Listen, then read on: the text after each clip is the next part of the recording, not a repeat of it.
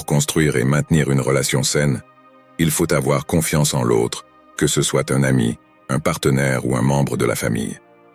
Dans cette vidéo, je vais m'inspirer de la sagesse des stoïciens pour vous montrer 10 signes qui indiquent que vous devriez vous méfier de certaines personnes. Sans plus attendre, voici le premier profil à éviter. Le narcissique, un personnage ambigu et souvent incompréhensible. Les stoïciens, dans leur philosophie, nous apprennent à rester calmes face au comportement des autres. Face à un narcissique, l'art de l'indifférence est notre protection. En ne laissant pas leurs actes égoïstes troubler notre harmonie, nous gardons notre tranquillité d'esprit malgré leur recherche permanente de reconnaissance. Imaginez une personne qui ne parle que d'elle, qui semble ignorer les besoins et les émotions des autres. C'est le narcissique. Sa principale préoccupation, lui-même. Il met ses besoins et envies au-dessus de tout sans se soucier de ceux des autres. Comment alors faire confiance à quelqu'un qui ne voit que sa propre image, qui cherche sans cesse à se valoriser, quitte à effacer les autres? Le risque avec les narcissiques réside dans leur fixation de l'image. Ils sont prêts à tout pour conserver et améliorer cette image, même si cela implique de nuire à autrui. Leur ego démesuré les rend souvent incapables de reconnaître leurs torts, préférant accuser les autres. En bref, méfiez-vous des personnes qui accaparent constamment la parole, imposant leur opinion sans jamais écouter les autres. Leur désir d'admiration et de validation peut les conduire à des extrêmes, mettant en danger ceux qui les côtoient. La vigilance est donc de rigueur face à ce type d'individus, car leur priorité sera toujours eux-mêmes, au détriment des autres. La commère, elle aime connaître les secrets d'autrui et les répandre à tout vent. Les stoïciens, sages philosophes, nous ont enseigné comment rester serein face aux ragots et au bruit qui court. Ils nous ont dit de ne pas nous laisser influencer par ce que les autres pensent de nous. La commère est celle qui se réjouit des affaires des autres, qui se régale des anecdotes et des rumeurs. Elle ne se contente pas d'écouter, elle parle. Et si elle parle des autres, elle parlera aussi de vous quand vous ne serez pas là. Ce n'est pas une simple manie, c'est une passion, une joie pour la commère. Ne croyez pas qu'elle gardera vos secrets parce qu'elle est votre amie. La commère ne peut pas se retenir de raconter, de colporter, de divulguer. Mais si vous voulez que quelque chose se sache, la commère peut être votre meilleur complice. Dites-lui simplement ce que vous voulez qu'elle répète, et elle fera le travail, diffusant l'information comme un feu de forêt. Mais souvenez-vous, la confiance est rare et il faut bien choisir à qui vous vous confiez. Le troisième type est celui de la personne qui sait subtilement comment vous irriter. Face à elle, le stoïcisme nous invite à nous interroger sur nous-mêmes. Plutôt que de réagir impulsivement, il vaut mieux prendre du recul et réfléchir à la façon dont nos propres interprétations et états d'esprit peuvent influencer nos émotions. Il est normal de se sentir irrité ou agacé quand on est sous pression ou confronté aux difficultés du quotidien. Mais si, même dans un état d'esprit plus serein, une personne arrive toujours à vous énerver, il y a des chances qu'elle utilise des stratégies subtiles pour jouer avec vos émotions. Ce type de personnes savent comment semer le doute dans votre esprit, vous déstabiliser avec des remarques ou des gestes à peine perceptibles, au point que vous ne parvenez pas toujours à déceler leurs intentions. Certains y trouvent une satisfaction perverse. Ils vous lancent des piques voilées, des commentaires déguisés qui ont le pouvoir de vous troubler. Il est donc primordial d'être attentif face à ce genre de manipulation.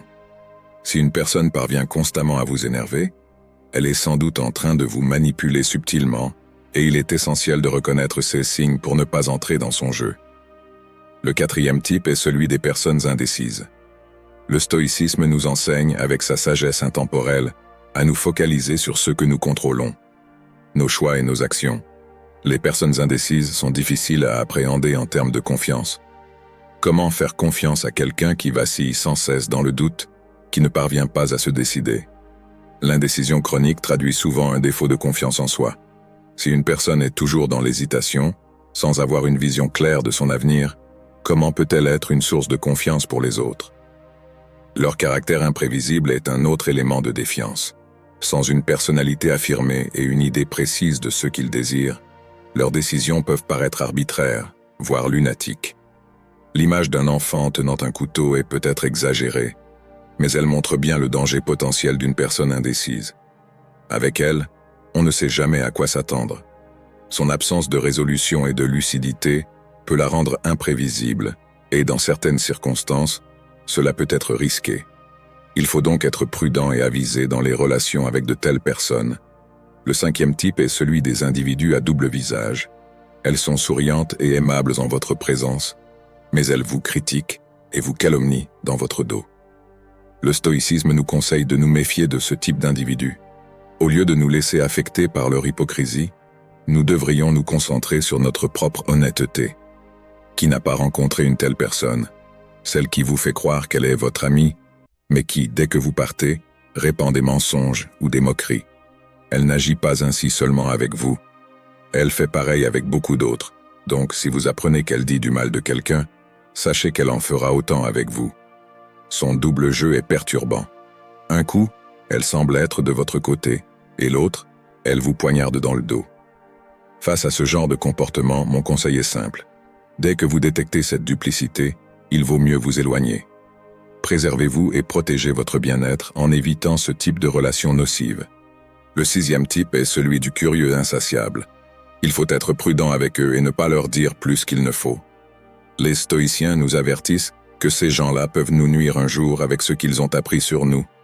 Ils sont peut-être jaloux de nous et cherchent à nous déstabiliser. Il faut donc savoir se protéger et choisir à qui on se confie, car on ne sait jamais ce que l'avenir nous réserve ni comment nos secrets seront utilisés. Il y a une différence entre une conversation normale et une curiosité excessive. Quand on rencontre quelqu'un ou quand on discute avec un ami, il est normal de lui poser des questions pour mieux le connaître, sur son métier et ses études ou ses loisirs. C'est la règle de la politesse. Mais le curieux sans limite va plus loin. Il pose des questions sans arrêt, parfois sur des sujets sensibles. Si par exemple, il veut savoir combien vous gagnez, malgré vos efforts pour changer de sujet, c'est un mauvais signe. C'est ce genre de personnes qu'il faut éviter et envers lesquelles il faut se montrer discret. Si possible, il vaut mieux s'en éloigner. Le septième type est celui de la personne qui se veut l'amie de tous. Elles sont souriantes, aimables, généreuses en compliments et en promesses. Mais les stoïciens nous rappellent que nous ne pouvons pas contrôler l'opinion des autres et qu'il vaut mieux être authentique que de chercher à plaire à tout prix. Ce type de personnes qui semblent si charmantes et si populaires ont souvent un autre visage. Elles vous considèrent comme un simple élément de leur réseau social et non comme un véritable ami. Elles sont motivées par leur propre gloire et non par votre bien-être. Elles se créent parfois un monde imaginaire où elles sont admirées et respectées. Mais la réalité les rattrape souvent, car elles agissent de manière impulsive et émotionnelle, sans apprendre de leurs erreurs. Elles se retrouvent alors dans des situations difficiles, dont elles se plaignent avec exagération. Si vous vous laissez séduire par leurs discours, vous risquez de vous retrouver impliqué dans leurs problèmes. Il est donc prudent de garder une certaine distance avec ces personnes, car elles sont souvent leurs propres ennemis, et vous n'avez pas besoin d'un tel fardeau. Le huitième type est celui de la personne constamment critique. Les stoïciens nous apprennent à nous examiner nous-mêmes plutôt qu'à nous laisser distraire par les reproches que nous faisons aux autres. Le vrai défi stoïcien est de se focaliser sur le progrès personnel et le perfectionnement de son caractère. Quand quelqu'un s'amuse à critiquer les autres, souvent par le biais de potins ou de calomnies, cela révèle souvent un esprit mal intentionné. Pensez-y, si vous êtes une personne active, avec des obligations et des soucis quotidiens, auriez-vous vraiment le temps de vous livrer au cancan?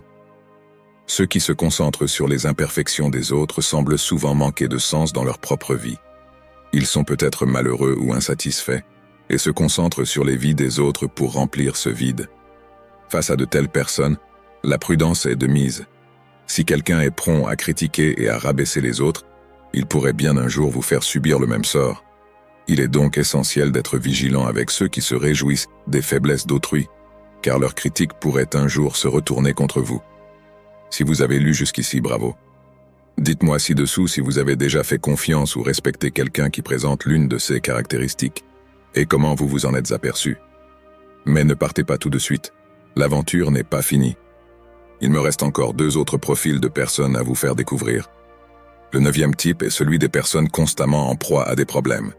Les stoïciens nous enseignent qu'il faut maîtriser nos choix et nos émotions, au lieu de blâmer la fatalité ou les événements extérieurs pour nos malheurs.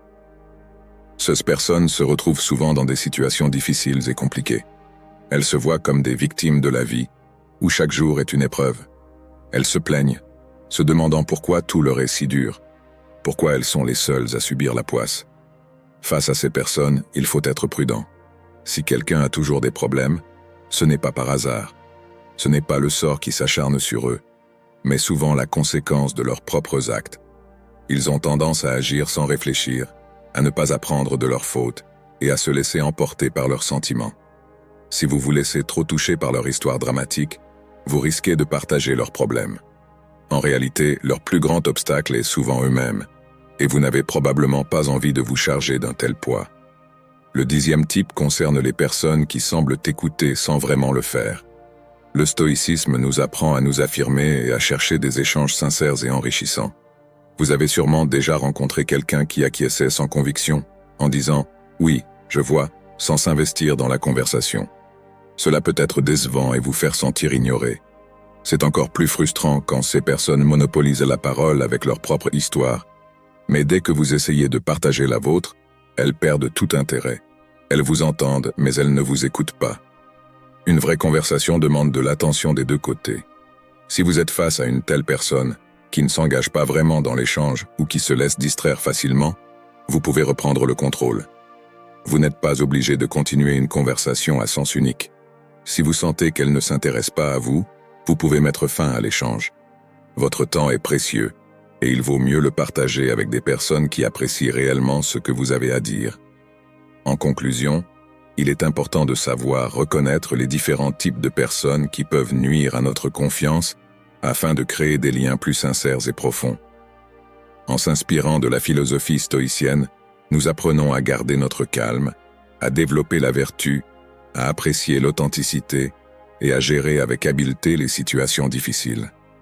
Si vous avez apprécié ce contenu, n'oubliez pas de mettre un j'aime à cette vidéo et de vous abonner à notre chaîne YouTube Sagesse de Vie pour ne pas manquer nos enseignements intemporels. C'est tout pour cette vidéo, nous espérons que ces réflexions vous seront utiles. À bientôt.